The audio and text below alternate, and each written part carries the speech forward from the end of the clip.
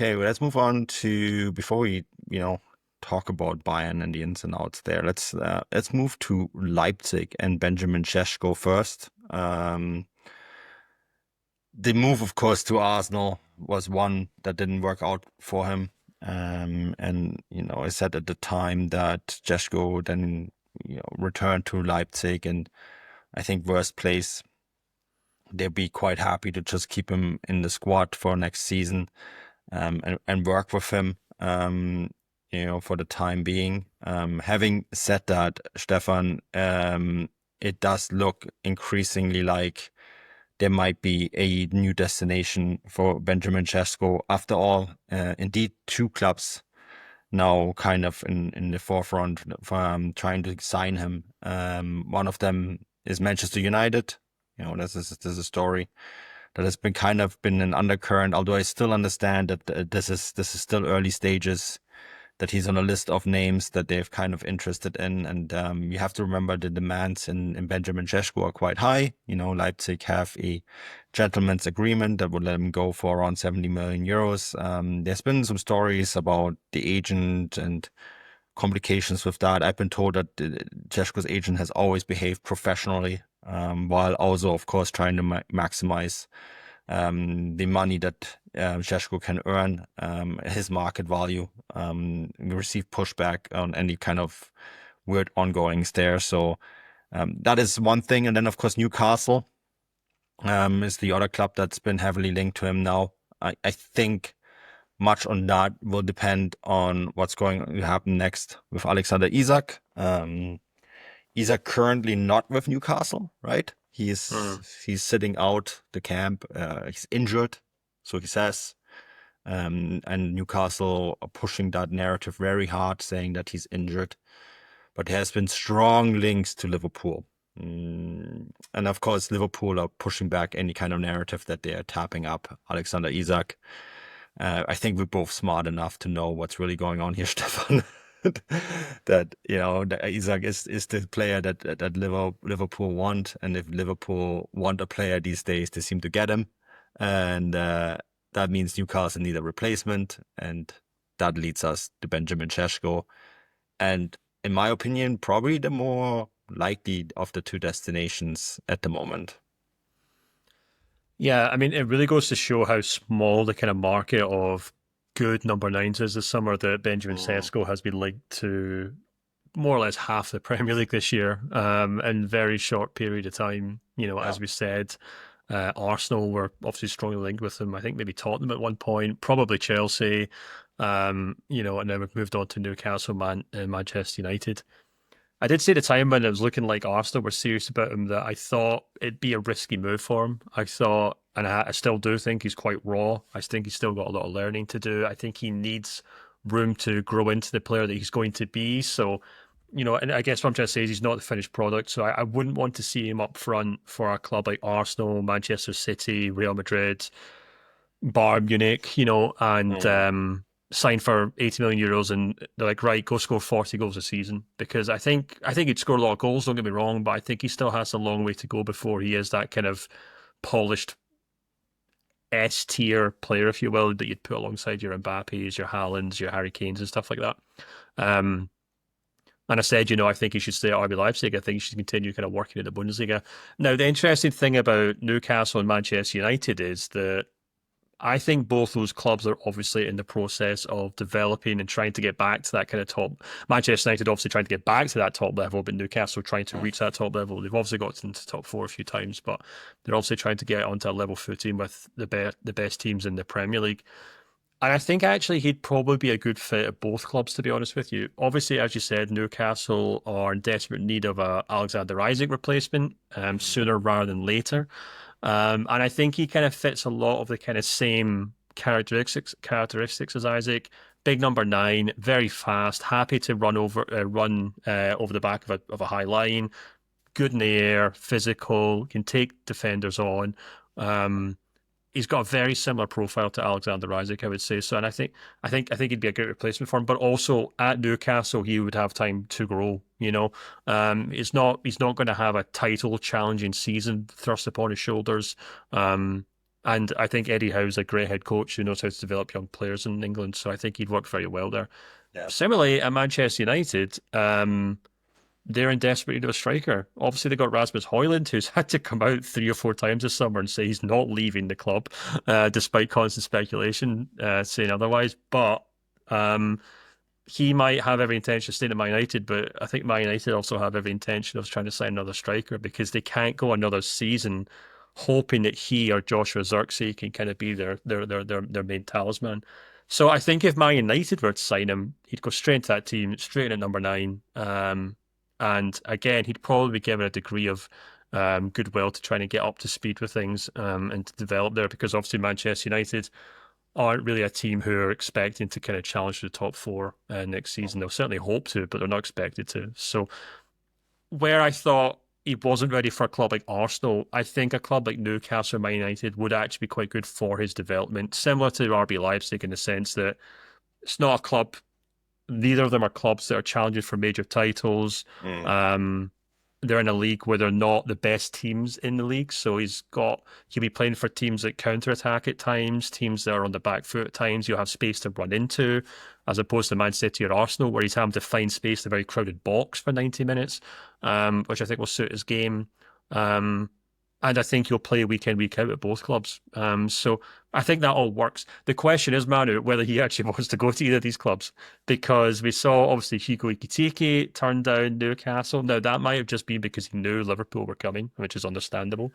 Yeah. Um, but he might take a look at what he's got at Leipzig, and say, well, I had all these clubs interested in me this summer, and if I do even better at Leipzig next season, bigger clubs or those same big clubs might come back and be a bit more serious next year. Whereas if I go to Manchester United in 12 months' time, I could be just like Rasmus Højlund, struggling in a dysfunctional team, at a club that has chewed up good players for the last 10 years, and spat them out.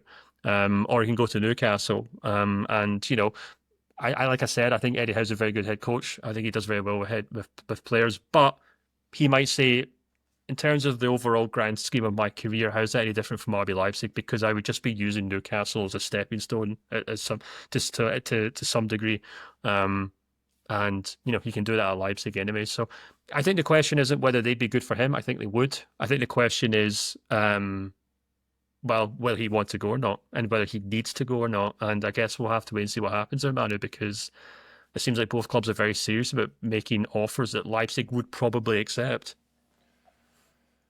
Yeah, I mean they would like to because in Romelu, Gutsteep is Brazilian striker. They sort of have a replacement already lined up, and it's an expensive transfer, so they need to have incomings first because Leipzig have already spent quite a lot of money this window, right? And they need to have some outgoings before they can have some more incomings. And there's talks, of course, with Harvey Simmons in Chelsea. Then there's, of course, the whole saga with Benjamin Sesko, and what his future is. I know has been loose contact with both Newcastle and Manchester United and Leipzig, but nothing concrete. Where the clubs are saying, okay, well, here's an offer, and see how that goes.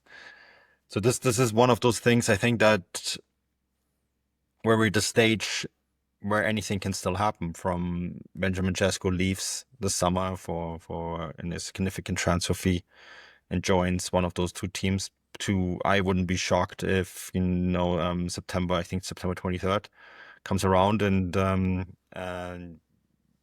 Benjamin Sesko walks onto the pitch at the Allianz Arena to face Bayern Munich on the opening day of the Bundesliga season, right?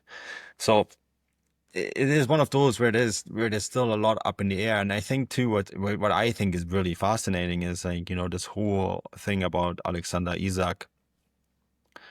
He's a player that seems to fascinate a lot of people. I listened to the Athletic transfer show, and they had Karl Anker on, who I know quite well, and is a great journalist. He covers Manchester United and Newcastle, right? And he said that Alexander Isak was a unicorn because he's a big striker who can also run fast and take on players one-on-one. And is very dynamic, and that makes him someone who's in high demand. And I was thinking to myself, well, that sounds a lot like Nick Woltemade. And when you actually look at his statistics, they're quite similar. And here we go. There has been already loose rumors about Nick Woltemade maybe going to Manchester United. Um, that's how quick this business goes. But it is one of those things. Like, I think it's really hard when I look at Benjamin Sesko, then in comparison to that kind of profile, he is not that.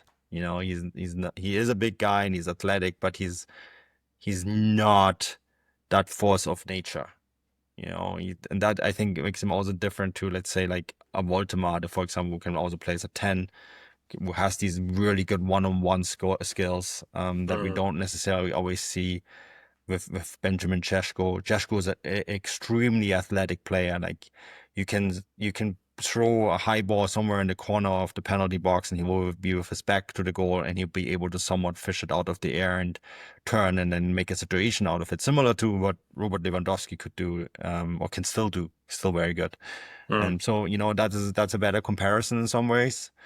But I think when people look at Benjamin Sesko, and I had this debate with one of our colleagues in our chat, he has, I think people are looking at him and they are thinking of signing what he could be, right? Yeah. And we have to remember that even in the Bundesliga, well, in the Bundesliga, playing for a top team, he still falls short many times. He's far away from being the finished product. He's a player who, on his day, can be one of the best players in the Bundesliga, but he also has times where he completely disappears or he just struggles to finish the easiest goal scoring chances. And I think that is something that people have to remember. And I think that's also why Arsenal ultimately walked away, is that there is this sort of thing where people see Šeško and see what he could be, and that's what they kind of talk themselves into, not realizing that maybe he will never get there.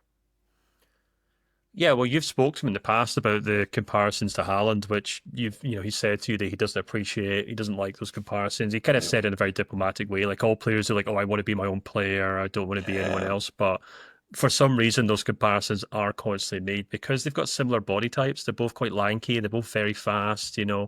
both big kind of number nines. But yeah, you're right. The comparisons don't really add up, to be perfectly honest with you. Yeah. And I'd almost say they're quite the opposite, actually. I think Haaland, when he came to the Bundesliga, was all raw power. Mm. And he had to work on his technical aspects. He was always a good finisher, but, he always said, like, he was terrible at heading. He had to work his build-up play. He would take players on with just raw pace really at times, and his finishing could be a bit erratic at times as well. Whereas Sesko, I would say, is more of a kind of finesse player who has to work on, I think, finding a way to kind of dominate a game physically. As you Mm. said, he has all the pace, he has all the height, he has the power and the physicality, but he just doesn't really use it to the same way that a Haaland or Lewandowski does. Yeah. And that, I guess, is what makes me think he's still quite inexperienced. He might have the body of a man, but he kind of gives off the impression of a boy, if that makes sense, on a football pitch sometimes. And that's why I've said I think he still needs another season in the Bundesliga. He has to learn. I guess his confidence is what the word I'm looking for here, or what I'm following on, in the sense that he has to have the confidence to push defenders out the way, say I'm the main man, and become that kind of that talisman for Leipzig, the way that Haaland was for Dortmund. Because I just don't really think he's done it yet. It still feels like every game, him and Openda are kind of wrestling for control of that front line, often stepping on each other's toes to kind of comical degree. Yep. Which, by the way, might be a good reason for him to move on, because he might just be like, I can't be bothered with this anymore. Yeah. Like, if you guys just want to play Openda up front, that's fine. I'm going to Newcastle or Man United. But I think that's just where he is right now as a player.